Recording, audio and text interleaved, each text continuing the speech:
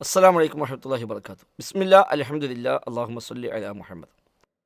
നബിദിനാഘോഷം പാടില്ല എന്ന് പ്രചരിപ്പിക്കപ്പെടുമ്പോൾ, അല്ലെങ്കിൽ അത് ബിദ്അത്താണ് എന്ന് സമൂഹത്തെ ബോധ്യപ്പെടുത്താൻ ശ്രമിക്കുമ്പോൾ പലരും പറയുന്ന ന്യായങ്ങളിൽ ഒന്നാണ്, പ്രവാചകരുടെ പ്രശംസയല്ലേ, മദ്ഹല്ലേ, മദ്ഹിനെന്താണ് കുഴപ്പമെന്നാണ്. മദ്ഹിന് കുഴപ്പമില്ല, മദ്ഹ് ചെയ്യേണ്ടത് തന്നെയാണ്. മാത്രവുമല്ല, വിശ്വാസികളെ സംബന്ധിച്ച് അവരുടെ എല്ലാത്തിനേക്കാൾ അവർക്ക് ബന്ധപ്പെട്ടത് പ്രവാചകരാണ്.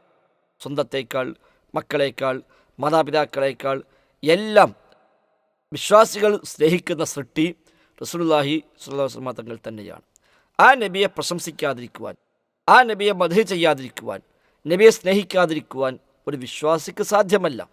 അത് ചെയ്യുന്നില്ല എങ്കിൽ അവൻ്റെ ഈമാനിൽ തകരാറുണ്ട് എന്ന് തന്നെയാണ് അതിൽ നിന്ന് മനസ്സിലാക്കാൻ സാധിക്കുക. പക്ഷേ ഇന്നിവിടെ നടക്കുന്ന ഈ ആഘോഷങ്ങൾ കേവലം മദ്ഹ് എന്ന ഒറ്റ ന്യായത്തിൽ നമുക്ക് ഒതുക്കാൻ കഴിയുന്നതാണോ?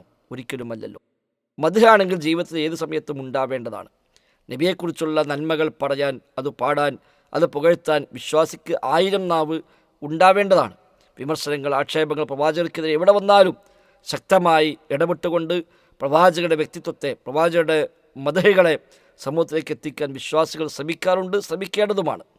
അതേസമയം ഒരു പ്രത്യേകമായ സമയം കണ്ടെത്തി, പ്രത്യേകമായ ദിവസം നിശ്ചയിച്ച്, പ്രത്യേകമായ മാസം നിശ്ചയിച്ച്, അതിൽ ചൊല്ലേണ്ട പ്രത്യേകമായ ചില വരികളുണ്ടാക്കി, അത് ചൊല്ലേണ്ട രീതികൾ പഠിപ്പിച്ച്, എണ്ണം വെച്ച് ഒക്കെ വരുമ്പോൾ കേവലം മദ്ഹ് എന്നതിൽ നിന്ന് അത് മാറിപ്പോകുന്നു. ഒരു ഉദാഹരണം പറഞ്ഞാൽ, ഒരാൾ പറയുന്നു രാവിലെ 10 മണിക്ക് 4 റക്അത്ത് നിസ്കരിക്കുന്നത് സുന്നത്താണ് എന്ന് പറയുന്നു. അയാൾ ചോദിക്കുന്ന, നിസ്കാരമല്ലേ, അതിനെന്താ കുഴപ്പം? നമ്മൾ ആരെങ്കിലും സമ്മതിക്കുമോ ഈ നിസ്കാരത്തെ? അല്ലെങ്കിൽ ഉസ്താദ് പറയുന്നു സുബഹി നമുക്ക് 4 റക്അത്ത് നിസ്കരിക്കാം എന്ന് പറഞ്ഞാൽ ആരെങ്കിലും പറയുമ്പോൾ തരക്കേടില്ല, നിസ്കാരമാണല്ലോ, നല്ല കാര്യമല്ലേ എന്ന് പറയുമോ? പറയില്ല. എന്തുകൊണ്ട് പറയില്ല?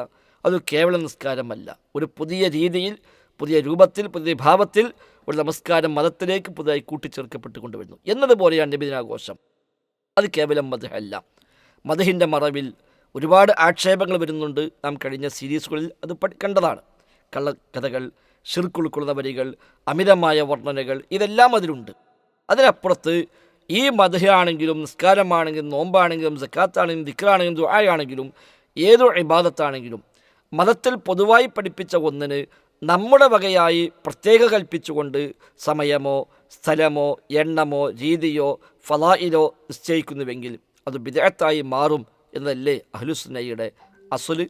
ആ അസ്ല് പ്രകാരം റബീഉൽ മാസത്തിൽ അല്ലെങ്കിൽ 12-ാം ദിവസത്തിൽ ഇന്ന കാര്യം ചെയ്ത് സുന്നത്താണ്, ഇന്ന കാര്യം പുണ്യമാണ് എന്ന് പറയുമ്പോൾ തന്നെ അതിൻ്റെ ഭാഗമായി ചൊല്ലുന്നത് ഏതാണെങ്കിലും ശരി, അത് മദ്ഹ് അല്ല. ആ മദ്ഹ് ഈ ഒരു വളയം വെക്കുന്നതോടുകൂടി അത് ബിദ്അത്തിൻ്റെ ഗണത്തിലേക്കാണ് വരിക. ഏതുപോലെ ഇല്ലാത്ത സമയത്ത് പുതിയ നിസ്കാരമുണ്ടായാൽ നോമ്പല്ലേ, അല്ലെങ്കിൽ നിസ്കാരമല്ലേ, സുജൂദല്ലേ, റുക്കൂ അല്ലേ എന്ന ന്യായം പറയാത്തതുപോലെ തന്നെ ഇതും ആ ന്യായം പറയാൻ നമുക്ക് നിർവാഹമില്ല. അതിനാൽ മദ്ഹ് നമുക്ക് എപ്പോഴും ആകാം. പക്ഷേ മദ്ഹിന് പ്രത്യേക സമയമുണ്ടോ? ഉണ്ടെങ്കിൽ പ്രവാചകൻ കൽപ്പിക്കണം. പ്രത്യേകമായ രീതിയുണ്ടോ? ഉണ്ടെങ്കിൽ പ്രവാചകൻ കൽപ്പിക്കപ്പെടണം. അതല്ലാതെ മദ്ഹാണ് എന്ന ഒറ്റ ന്യായത്തിൽ ഒരു പുത്തൻ ആചാരത്തെ കൊണ്ടുവരാൻ നമുക്കൊരിക്കലും ന്യായമില്ല. മാത്രവുമല്ല, ബാക്കി എല്ലാ സമയത്തും മദ്ഹ് വേണമല്ലോ. എന്തേ അത് ഈ നിലക്ക് ഒരു ആഘോഷമായി മാറാത്തത്? അപ്പോൾ ഈ മാസത്തിൽ മാത്രം നബിതങ്ങൾ ജനിച്ചുവെന്ന കാരണം പറഞ്ഞ്, അതിൽ ആയത്തിൻ്റെ പിൻബലമുണ്ടെന്ന് പറഞ്ഞ്, ഹദീസുണ്ടെന്ന് പറഞ്ഞ്, അതിൽ സ്വഹാബത്തിൻ്റെ പേരിൽ പോലും ഇല്ലാത്ത കഥകൾ കെട്ടിച്ചമച്ചുണ്ടാക്കി ഇതൊരു വലിയ ആഘോഷമാക്കി മാറ്റി, പെരുന്നാളുകളെക്കാളും വലിയ ആഘോഷമാണെന്ന് ന്യായം പറഞ്ഞുകൊണ്ടൊക്കെ ഇതിനെ കൊണ്ടുവരികയും ആഘോഷിക്കാത്തവർ, ആചരിക്കാത്തവർ പുത്തൻവാദികളായി, പ്രവാചക വിരോധികളായി മുദ്ര കുത്തപ്പെടുകയും ചെയ്യുമ്പോൾ ഇത് കേവലം മദ്ഹ് എന്ന ആ 3 അക്ഷരത്തിൽ ഒതുക്കാൻ കഴിയുന്നതല്ല എന്നാണ് നമ്മൾ മനസ്സിലാക്കേണ്ടത്. അതിനാൽ തന്നെ മത അധ്യാപനങ്ങളെ കൃത്യമായി പഠിക്കാൻ നാം തയ്യാറാവുക. പൊതുവായി പഠിപ്പിച്ച കാര്യങ്ങളെ പൊതുവായി സ്വീകരിക്കാം. പ്രത്യേകമായി മതം പഠിപ്പിച്ചത് പ്രത്യേകമായി സ്വീകരിക്കാം. ഇന്ന സമയം ചെയ്യണമെന്ന് മതം പറഞ്ഞാൽ ആ സമയത്ത് തന്നെ ചെയ്യാം. ഇന്ന സ്ഥലത്ത് വെച്ച് ചെയ്യണമെന്ന് മതം പറഞ്ഞാൽ ആ സ്ഥലത്ത് വെച്ച് തന്നെ ചെയ്യാം. ചെയ്താൽ ഇന്ന പുണ്യമുണ്ട് എന്ന് മതം പഠിപ്പിച്ചാൽ ആ പുണ്യമുണ്ട് എന്ന് വിശ്വസിക്കാം.